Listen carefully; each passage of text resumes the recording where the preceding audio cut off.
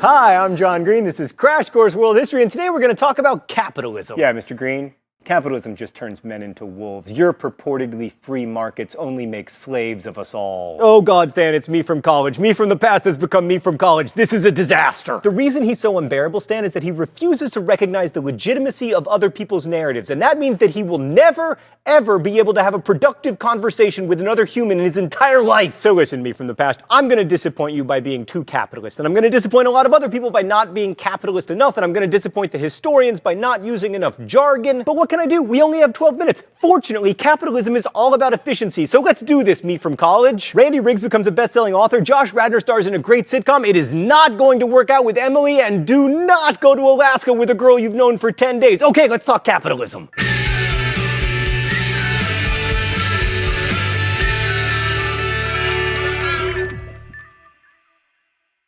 So capitalism is an economic system, but it's also a cultural system. It's characterized by innovation and investment to increase wealth. But today we're going to focus on production and how industrial capitalism changed it. Stan, I can't wear these emblems of the bourgeoisie while Karl Marx himself is looking at me. It's ridiculous. I'm changing.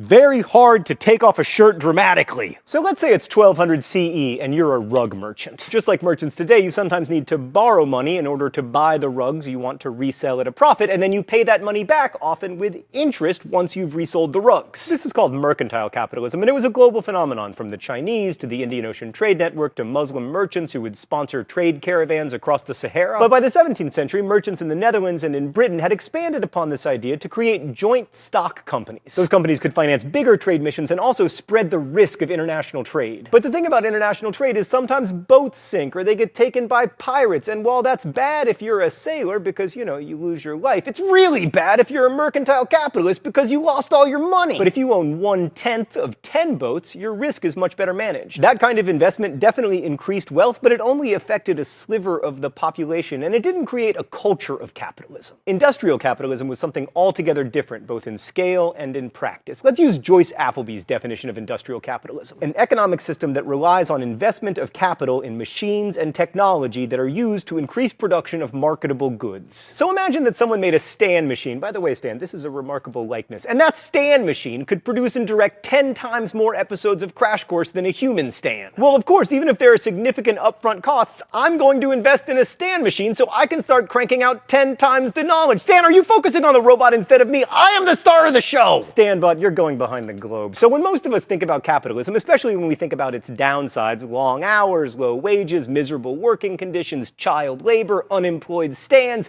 that's what we're thinking about. Now, admittedly, this is just one definition of industrial capitalism among many, but it's the definition we're going with. All right, let's go to the thought bubble. Industrial capitalism developed first in Britain in the 19th century. Britain had a bunch of advantages. It was the dominant power on the seas, and it was making good money off of trade with its colonies, including the slave trade. Also, the growth of capitalism was helped by the half-century of civil unrest that resulted from the 17th century English Civil War. Now, I'm not advocating for civil wars or anything, but in this particular case, it was useful because before the war, the British Crown had put a lot of regulations on the economy, complicated licenses, royal monopolies, etc. But during the turmoil, it couldn't enforce them, which made for freer markets. Another factor was a remarkable increase in agricultural productivity in the 16th century. As food prices started to rise, it became profitable for farmers, both large and small, to invest in agricultural technologies that would improve crop yields. Those higher prices for grain probably resulted from population growth, which in turn was encouraged by increased production of food crops. A number of these agricultural improvements came from the Dutch, who had chronic problems feeding themselves and discovered that planting different kinds of crops, like clover that added nitrogen to the soil and could be used to feed livestock at the same time, meant that more fields could be used at once. This increased productivity eventually brought down prices, and this encouraged further innovation in order to increase yield to make up for the drop in prices. Lower food prices had an added benefit. Since food cost less and wages in England remained high, workers would have more disposable income, which meant that if there were consumer goods available, they would be consumed, which incentivized people to make consumer goods more efficiently and therefore more cheaply. You can see how this positive feedback loop leads to more food and more stuff, culminating in a world where people have so much stuff that we must rent space to store it, and so much food that obesity has become a bigger killer than starvation. Thanks, Thought Bubble. So this increased productivity also meant that fewer people needed to work in agriculture in order to feed the population. To put this in perspective, in 1520, 80% of the English population worked the land. By 1800, only 36% of adult male laborers were working in agriculture, and by 1850, that percentage had dropped to 25. This meant that when the factories started humming, there were plenty of workers to hum along with them, especially child laborers.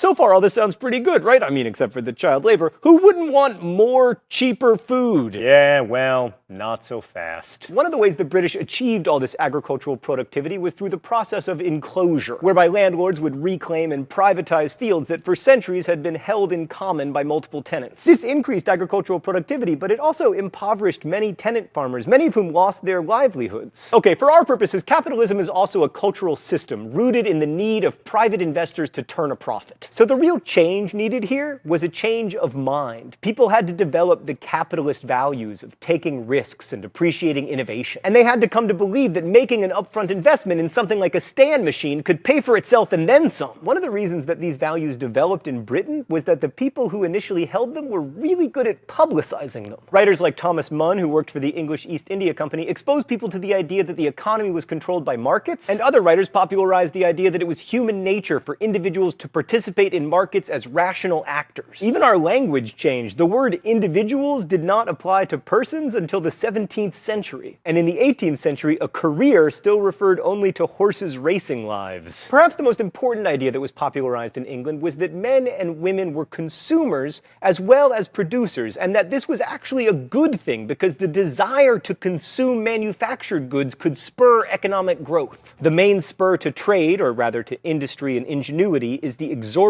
appetite of men, which they will take pain to gratify. So wrote John Kerry, one of capitalism's cheerleaders, in 1695, and in talking about our appetites, he wasn't just talking about food.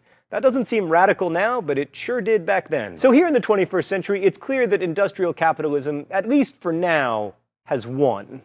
Sorry, buddy, but you know, you gave it a good run. You didn't know about Stalin. But capitalism isn't without its problems or its critics, and there were certainly lots of shortcomings to industrial capitalism in the 19th century. Working conditions were awful, days were long, arduous, and monotonous. Workers lived in conditions that people living in the developed world today would associate with abject poverty. One way that workers responded to these conditions was by organizing into labor unions. Another response was in many cases purely theoretical: socialism, most famously Marxian socialism. I should probably point out here that socialism is an imperfect opposite to capitalism, even though the two are often juxtaposed. Capitalism's defenders like to point out that it's natural, meaning that if left to our own devices, humans would construct economic relationships that resemble capitalism. Socialism, at least in its modern incarnations, makes fewer pretenses toward being an expression of human nature. It's the result of human choice and human planning. So socialism as an intellectual construct began in France. How'd I do, Stan?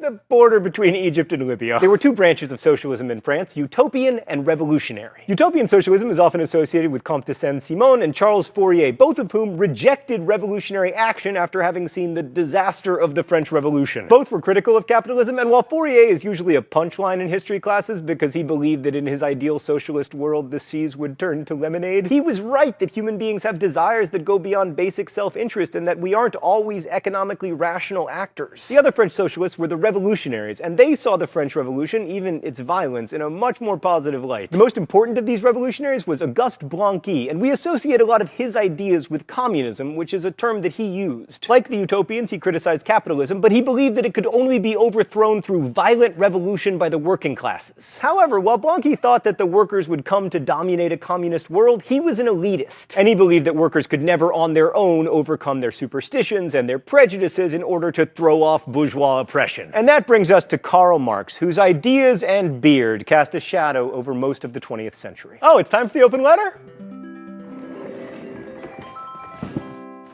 An open letter to Karl Marx's beard. But first, let's see what's in the secret compartment today.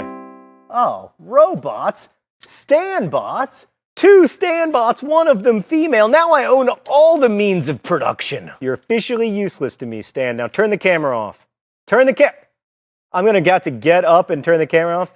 Stanbot, go turn the camera off. Hey there, Karl Marx's beard. Wow, You are intense! Karl Marx, these days there are a lot of young men who think beards are cool. Beard lovers, if you will. Those aren't beards, they're glorified milk mustaches. I mean, I haven't shaved for a couple weeks, Karl Marx, but I'm not claiming a beard. You don't get a beard by being lazy, you get a beard by being a committed revolutionary. That's why hardcore Marxists are literally known as bearded Marxists. These days, that's an insult. But you know what, Karl Marx? When I look back at history, I prefer the bearded communists. Let's talk about some communists who didn't have beards. Mao Zedong, Pol Pot, Kim Jong-il, Joseph freaking Stalin with his face caterpillar. So yeah, Karl Marx's beard, it's my great regret to inform you that there are some paltry beards trying to take up the class struggle these days.